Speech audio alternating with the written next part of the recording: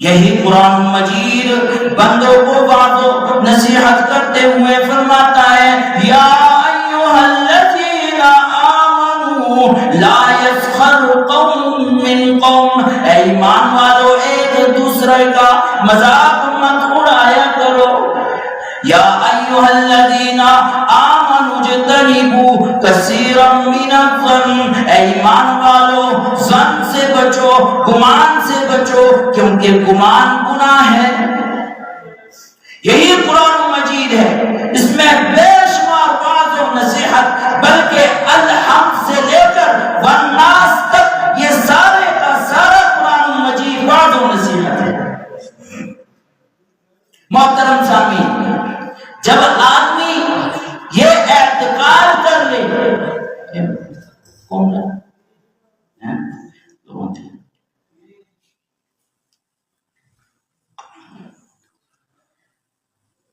جب آدمی کے اندر یہ اعتقاد پیدا ہو جائے کہ قرآن مجید میرے لیے وعظ و نصیحت ہے، تو پھر نتیجتاً شفاء لما فی الصدور، یہ قرآن مجید سینوں کے لیے شفا بنتا ہے. یہ نتیجہ تب نکلتا ہے جب آدمی قرآن مجید کو اپنے لیے واعظ سمجھ لے. جب بندہ قرآن مجید کو اپنے لیے نصیحت سمجھ لے تو پھر دلوں کو شفا حاصل ہوتی ہے. وہ شفا چاہے جسمانی ہو، چاہے وہ شفا روحانی ہو. یہ دل انسان کے جسم میں ایک ایسا عضو ہے، اگر جسمانی طور پر اس میں کوئی خرابی پیدا ہو جائے تو سارا جسم خراب ہو جاتا ہے، ختم ہو جاتا ہے. ایک رگ اگر بند ہو جائے تو اس ایک رگ کی وجہ سے سارا جسم ختم ہو جاتا ہے. اور روحانی طور پر بھی رسول اللہ صلی اللہ علیہ وسلم نے فرمایا الا وان فی الجسد مضغہ، خبردار آپ کے جسم میں ایک ایسا ٹکڑا ہے اذا صلحت صلح الجسد کلہ، اگر وہ ٹکڑا صحیح ہو تو سارا جسم صحیح ہو.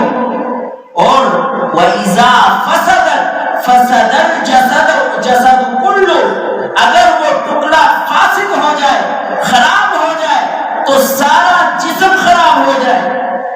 الا وہی القلب، الا وہی القلب، الا وہی القلب، خبردار وہ یہی دل ہے، وہ یہی دل ہے، وہ یہی دل ہے. اور جب یہ دل شفا پا لیتا ہے، یہ دل تندرست ہو جاتا ہے، یہ دل صحیح ہو جاتا ہے، تو نتیجتاً پھر وَهُدًى، آدمی کو رہنمائی ملتی ہے. کون سی رہنمائی؟ صبح کی نماز میں بھی، فجر کی نماز میں، ظہر کی نماز میں، عصر کی نماز میں، مغرب کی نماز میں، عشاء کی نماز میں، تہجد میں ہم کھڑے ہو کر رب العالمین سے دعائیں مانگتے ہیں اهدنا الصراط المستقیم، اللہ کریم ہمیں سیدھا راستہ دکھا. سیدھے راستے کی دعائیں مانگتے ہیں، لیکن سیدھا راستہ کب ملتا ہے؟ جب دل تندرست ہو جائے. جب دل تندرست ہو جائے وَهُدًى، تو نتیجتاً رہنمائی ملتی ہے سیدھے راستے کی طرف، جنت کی طرف رہنمائی ملتی ہے.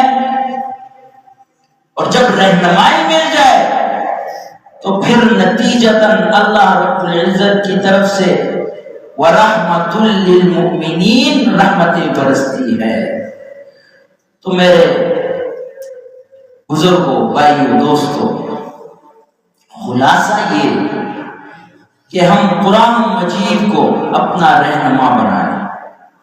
ہم قرآن مجید کو پڑھنے والے بن جائیں. صرف یہ نہیں کہ رمضان المبارک میں پڑھ لیا بس رکھ دیا، بس قرآن مجید کو غلاف میں بند کر کے اونچی جگہ رکھ دیا، بھائی یہی ادب ہے قرآن مجید.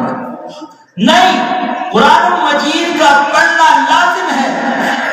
باقی جو 11 مہینے ہیں اس میں بھی ہم لازم اپنے اوپر کر لیں کہ ہم نے قرآن مجید کو پڑھنا ہے، غیر سمجھے ہو یا سمجھ کے ہو. ہاں سمجھنا چاہیے، اپنے علماء، اپنے قرآن، اپنے امام کے پاس آنا چاہیے، ان سے پڑھنا چاہیے، ترجمے کے ساتھ پڑھنا چاہیے. تو لب لباب یہ ہے کہ ہم قرآن مجید کو اپنا رہنما بنا لے، ہم قرآن مجید کو اپنا دوست بنا لے، تاکہ ہماری دنیا بھی اچھی ہو جائے اور آخرت بھی.